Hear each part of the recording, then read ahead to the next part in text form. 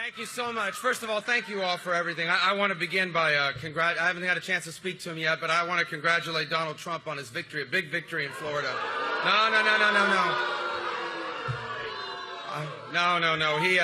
No, guys, we live in a republic, and our voters make these decisions, and we respect that very much, and it was a big win. And I want to begin by thanking all of you here today. And I want you to know I am the beneficiary of the best group of supporters, the hardest working people I've ever been associated with. And I'm so grateful to you guys. Thank you. And not just here in Florida. Not just here in Florida, but around the country. I love you too. I want you to know that you worked as hard, not just here, but all over the country. I want to talk to people in Iowa and in New Hampshire and in South Carolina and in the great state of Minnesota where I won, and in the territory of Puerto Rico and Washington, D.C. All over. We had a great team. We have a great team, and I'm so grateful for all the help that you guys have given us. I just want you to know there's nothing more you could have done. You worked as hard as anyone worked. I want you to know we worked as hard as we ever could. But, well, America's in the middle of a real political storm, a real tsunami, and we should have seen this coming. Look, people are angry, and people are very frustrated.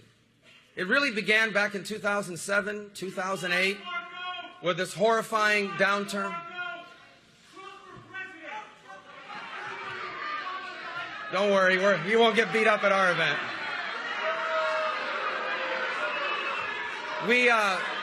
People are very frustrated about the direction of our country.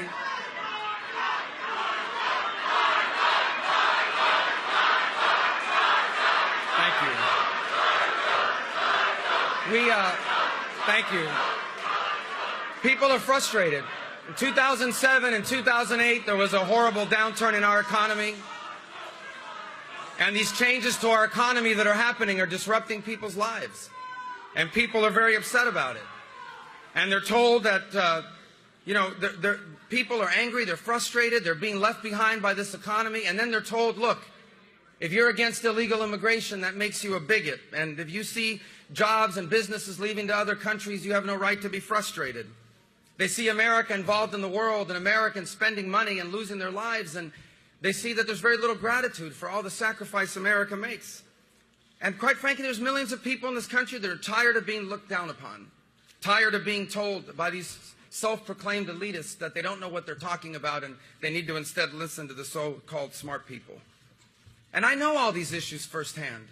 I've lived paycheck to paycheck. I grew up paycheck to paycheck. I know what it's like to have to figure out how to find the money to fix the air conditioner that broke last night. I know my parents struggled, and I know millions of people that are doing that. I know immigration in America is broken. No one understands this issue better than I do. My parents are immigrants. My grandparents were immigrants. Jeanette's parents were immigrants. I live in a community of immigrants. I've seen the good and the bad and the ugly. I've battled my whole life against the so-called elites, the people who think that, I needed to wait my turn or wait in line or it wasn't our chance or it wasn't our time. So I understand all of these frustrations. And yet when I decided to run for president, I decided to run a campaign that was realistic about all of these challenges, but also one that was optimistic about what lies ahead for our country. I know that we have a right to enforce our immigration laws, but we also have to have a realistic approach to fix it. I know that we are living through this extraordinary economic transformation that is really disruptive in people's lives. Machines are replacing them. Their pay is not enough. I know it's disruptive.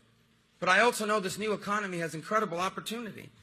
I know America can't solve all of the world's problems. But I also know that when America doesn't lead, it leaves behind a vacuum.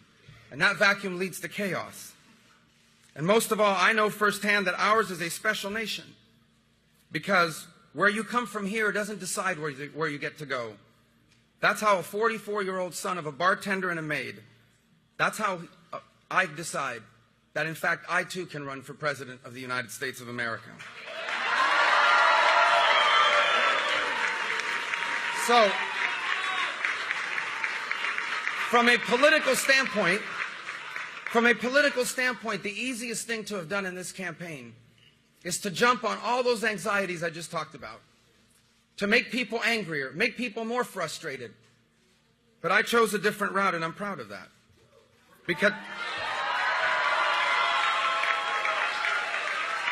That would have been, in a year like this, that would have been the easiest way to win.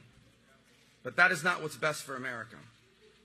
The politics of resentment against other people will not just leave us a fractured party. They're going to leave us a fractured nation. They're going to leave us as a nation where people literally hate each other because they have different political opinions. That we find ourselves at this point is not surprising, for the warning signs have been here for close to a decade. In 2010, a Tea Party wave carried me and others into office because not enough was happening, and that Tea Party wave gave Republicans a majority in the House. But nothing changed. In 2014, those same voters gave Republicans a majority in the Senate, and still nothing changed. And I blame some of that on the conservative movement, a movement that is supposed to be about our principles and our ideas. But I blame most of it on our political establishment. A political establishment that for far too long has looked down at conservatives as simple-minded people, looked down at conservatives as simply bomb throwers. A political establishment that for far too long has taken the votes of conservatives for granted. And a political establishment that has grown to confuse cronyism for capitalism and big business for free enterprise. I endeavored over the last 11 months to bridge this divide within our party and within our country, because I know that after 8 years of Barack Obama, this nation needs a vibrant and growing conservative movement, and it needs a strong Republican Party to change the direction now of this country, or many of the things that are going wrong in America will become permanent, and many of the things that make us a special country will be gone.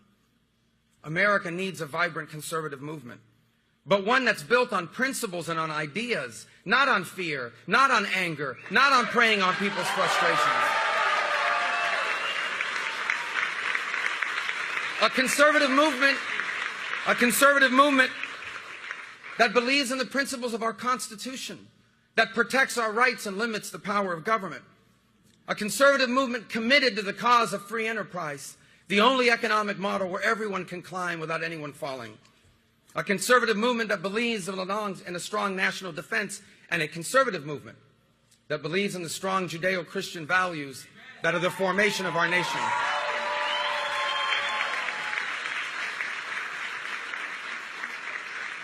But we also need a new political establishment in our party. Not one that looks down on people that live outside of the District of Columbia. Not one that tells young people that they need to wait their turn and wait in line. And not one that's more interested in winning elections than it is in solving problems or standing by principles. And this is the campaign we've run. A campaign that is realistic about the challenges we face, but optimistic about the opportunities before us.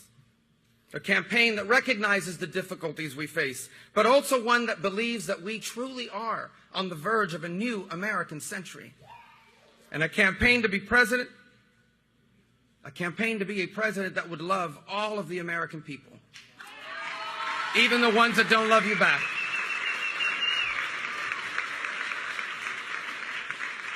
This is the right way forward for our party.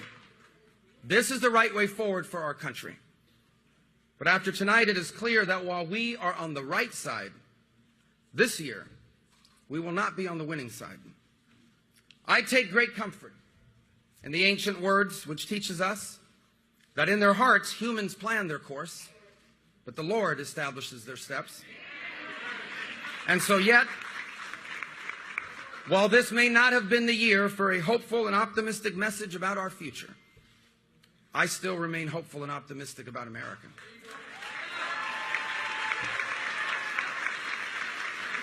And how can I not? How can I not? My mother was one of 7 girls born to a poor family. Her father was disabled as a child. He struggled to provide for them his entire life. My mother told us a few years ago she never went to bed hungry growing up, but she knows her parents did, so they wouldn't have to. She came to this country in 1956 with little education, no money, no connections. My parents struggled their first years here. They were discouraged. They even thought about going back to Cuba at one point, but they persevered. They never became rich. I didn't inherit any money from my parents. They never became famous. You never would have heard of them.